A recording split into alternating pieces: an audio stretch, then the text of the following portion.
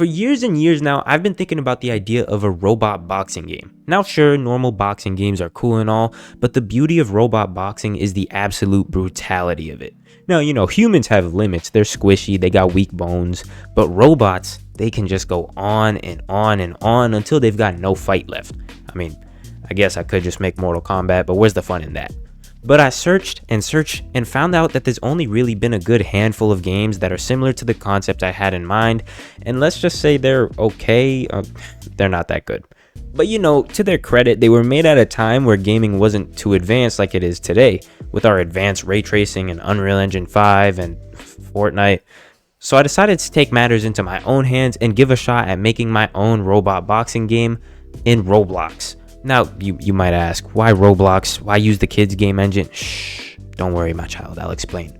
Most game engines nowadays have really great capabilities for multiplayer, console support, cross-platform, but it's usually really hard to get running, and it's just a lot of work that, quite frankly, I'm too dense to understand. Now, Roblox handles all of this for me, for a good cut of the money I make, but I definitely think it's worth it. Okay, so before I even talk about the idea for this game, I think it's important to introduce myself since this is kind of my first devlog.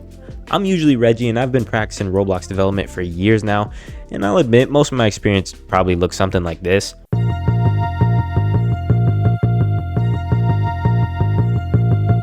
But I definitely know my way around the engine. Alright, so let's talk about the idea for this game. This game will revolve around the idea of robot boxing, with mechanics somewhat similar to the UFC games. Two players are put into a ring, each with their own robot. I want the controls for punching to be simple on the surface, but versatile and competitive with some effort. The goal will be to knock the other robot down to the ground by dealing enough damage, or deal enough damage to win by destruction. When a bot is down, a countdown up to 10 will start, and if the robot can't manage to get up before 10, the other player wins. I'm thinking of using some sort of spamming mechanic to get your robot up, which gradually gets harder and harder the more you're knocked down. Players will also be able to build their own robot and unlock parts to make their boxing machine stronger and stronger. Now, one thing I really want to avoid with this game though is weird or overpowered robot abilities. The last thing I want is for someone's custom robot to walk into the ring with laser blasters, shoulder rockets, and a pump shotgun. No, we're just gonna have some clean boxing. But anyways, now that I had the idea of what I actually wanted the game to be, I started working on the prototype. Believe it or not, this isn't actually my first time trying to develop this game. In fact, I built an entire robot model sometime around 2020 when the idea first came to mind, mostly because I had nothing else to do during the pandemic. So I decided I'd just take that model and use it as a prototype for my game, but then I found out the model was extremely unoptimized because apparently I wasn't so bright in the past, so I had a lot of work to do. I started off by converting every single Roblox part onto the bot into a mesh through Blender. This will just make sure that my game is well optimized and doesn't run like No Man's Sky on launch. It'll also allow me to do some cool texturing magic in the future. My vision for robots in this game is for them to have a human-like structure with a sort of armored look. They'll have a glow to them, and the color of this glow can be changed by the player to whatever they want, except black. That doesn't work. This prototype bot that I have here is definitely not close to the level of detail I want for the game, so he might be replaced by a 3D artist soon. When optimizing the robot model, I made sure to split the model into 4 parts: primary, secondary, accent, and glow. I did this so that when the player is customizing their own bot, they can color certain areas of the bot for unique designs. I also had plans for a really cool decal system for even more customization, but it seems like decal projection is not a feature on Roblox yet. Please add decal projection in Roblox. I then went ahead and imported this revised model into Roblox and got to work on rigging the bot. Now originally I planned to sort of just layer the parts on top of a Roblox character and pray that the animations would work well, but of course that didn't work. So instead, I made a rig starting completely from scratch so that future bots could be fitted to this base rig and so that animations would be easier to create. Now this process took forever since I've never actually rigged a model in Roblox before, but the results were absolutely worth it.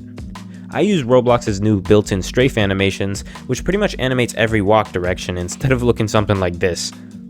I think this system will be great for my game since the camera will be pretty close to the robots at all times, and I wouldn't want any sliding walk across the ring. After I finished making the rig and some movement that I was happy with, I applied some placeholder colors to the rig so I could see what the coloring system could be capable of. And now, of course, for every developer's favorite part of game development, it was time to get to work on the code of the game. The first thing I wanted to get working was the camera angle. I wanted to have a camera angle similar to UFC fights where the camera always stays at an angle to show the side of both fighters to make sure that every single punch is captured. This means that I'd have to do a lot of crazy calculations to take into consideration the distance between both fighters as well as their orientation. And to be honest, I almost failed trig, so I don't know how this is gonna go. I made a camera system similar to this for another prototype I was working on in the past, but it lacked the ability to rotate and adjust with depth. So before I could put this system into my new prototype, I needed an enemy for the player to look at. So I pretty much just duplicated the player rig and made him blue. This is David. Hello, David. Then I grabbed the camera system from my old fighting game prototype and started making some changes to it. At first, things were going great. I honestly can't tell you what's going on here. I had a bit of trouble wrapping my head around the math I needed to make the camera rotate and also make the player stay facing the enemy, but after a ton of trial and error, I eventually got a camera system that I liked. After getting the math for it down, I added some linear interpolation, which is pretty much a fancy way of saying, oh, let's make the camera smooth. I had to make sure that smoothing wasn't applied until about 100 frames into the game, so that the camera wouldn't do something like this when you first join. So now that all the camera stuff is out of the way, I made some quick placeholder animations to get a feel for how the bots would look in their fighting stance. These animations are absolutely not final since I'm not the best at animation. I'll eventually replace these with some more professionally made animations, but for now I made two animations, one for walking and one for standing. The walking animation looks just a bit odd right now, but that's because I'm using Roblox's blended animations, which will pretty much just overlay this animation onto the existing walk cycle that Roblox has made, so we get a final result that looks something like this. The standing animation is nothing fancy, it's just a static pose I made to convey the fighting stance for now.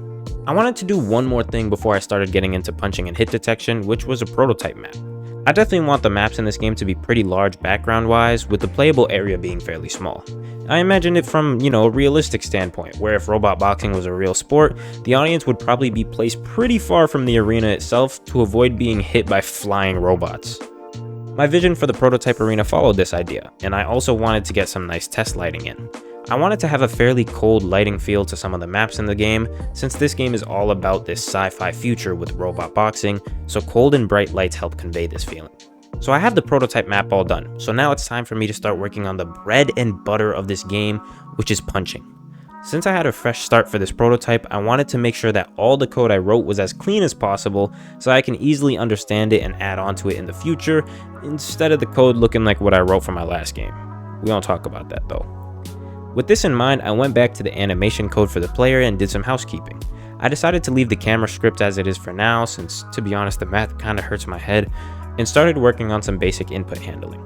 I wanted the game to support consoles right upon launch, so I made sure to write all my code with both PC and console support in mind. This meant that each action the player could perform would have a properly mapped PC keybind and a properly mapped console keybind. After getting all of the input and animation code out of the way, I could start working on the animations for the punches, which is pretty exciting. The first punch I wanted to implement was, a simple standing jab, where the bot throws a straight punch with their leading hand. This would probably be the lowest damaging move in the game, but definitely the fastest. I spent a good chunk of my time making sure the animation looked and felt right, and this was the final result.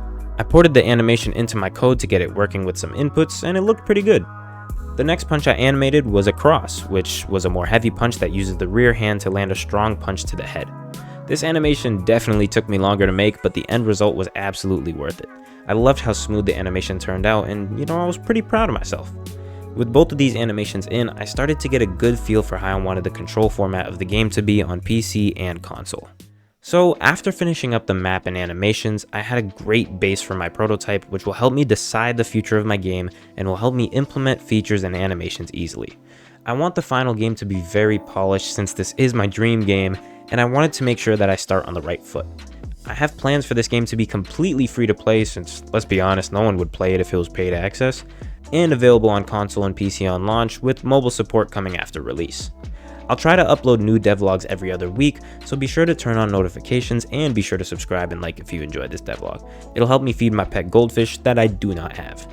I'm usually Reggie, and I'll see you guys in the next one.